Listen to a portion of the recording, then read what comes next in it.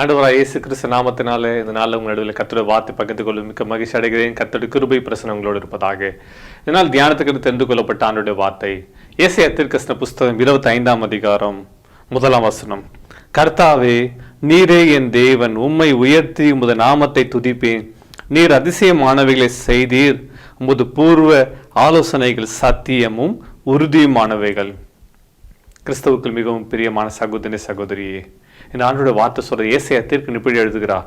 கர்த்தருடைய யோசனைகள் உறுதியானவைகள், பூர்வ ஆலோசனைகள் என்று சொல்லப்பட்டிருது. ஆண்டவர் பூர்வத்துல தம்முடைய ஜனங்களை நல்ல ஆலோசனைகள் கொடுத்து நடத்தினார்.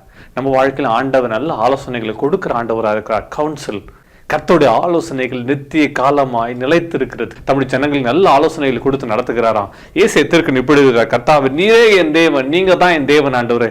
யாரெல்லாம் தேவனை உறுதியை பிடித்துக் கொண்டிருக்கிறார்கள், யாரெல்லாம் தேவனை உறுதியாய் நம்பி இருக்கிறார்களோ அவர்களுக்கு அவரை நல்ல ஆலோசனைகளை கொடுக்கிறாராம். நல்ல ஆலோசனைகளை கொடுக்கிறது மாத்திரமல்ல, அவரை நம்பி இருக்கும் போது கர்த்தர் தம்முடைய ஜனங்கள் வாழ்க்கை அற்புதங்கள் செய்கிறார். ஏசாயா தீர்க்கன் இப்படியே துதிக்கிறான். உம்மை உயர்த்தி உமது நாமத்தை சொல்லி ஆண்டவரை உண்மையே துதிப்பேன். அதிசயமான கிரியைகள்லாம் நினைச்சு கர்த்தரை துதிப்பேன். தேவ ஜனமே, நம்ம ஆண்டவர் ஆலோசனையில் ஆச்சரியமானவர், செயலில் மகத்துவமான கர்த்தர். நல்ல ஆலோசனைகள் கொடுத்து உங்க நடத்துவாராக. வாழ்க்கை எந்த திசையில போகிறது ஒரு தெரியாது இருக்கலாம். இன்னைக்கு நல்ல ஆலோசனைகளை கொடுத்து கர்த்தர் நடத்துவாராக. கர்த்தருடைய ஆலோசனைகள் ஒருவேளை இந்த நாள் சூழ்நிலைகளை பார்க்கும்போது நமக்கு ஒருவேளை கான்ட்ரவர்சியா காணப்படலாம். ஐயோ, இந்த சூழ்நிலை கர்த்தர் இப்படிப்பட்ட ஆலோசனை கொடுத்தாரு, இது எப்படி நடக்கும், இது எப்படி புரியும், இது எப்படி விளங்கும், இந்த காரியத்தினால ரொம்ப பிரச்சனை வருமே நம்ம யோசிக்கலாம். ஆனா கர்த்தர் கொடுக்கிற ஆலோசனைகள் ஆச்சரியமானவைகள். கர்த்தர் கொடுக்கிற ஆலோசனையில அதிசயம் இருக்கு. கர்த்தர் கொடுக்கிற ஆலோசனையில உயர்வு இருக்கும், மேன்மை இருக்கும். நம்ம இந்த காலத்துல இந்த சூழ்நிலைகளை, இந்த பிரச்சனைகளை மட்டும்தான் பார்க்கிறோம். ஆனா ஆண்டவர் எதிர்காலத்தை பார்க்கிறார். நமக்கு வர வேண்டிய காரியங்கள் எல்லாவற்றையும் அவர் பார்க்கிறார். அதனால அவர் கொடுக்க ஆலோசனையை கேட்டு நடக்கும் போது நம்ம ஆசீர்வாதம் இருக்கும், நன்மை இருக்கும். சோர்ந்திடாதே மகனே மகளே, அவரோட ஆலோசனைகளை வார்த்தைகளை உறுதியை பிடிச்சுக்கொள். வாழ்க்கை அவர் அற்புதமா நடத்துவார். ஜெபிக்கலாமா?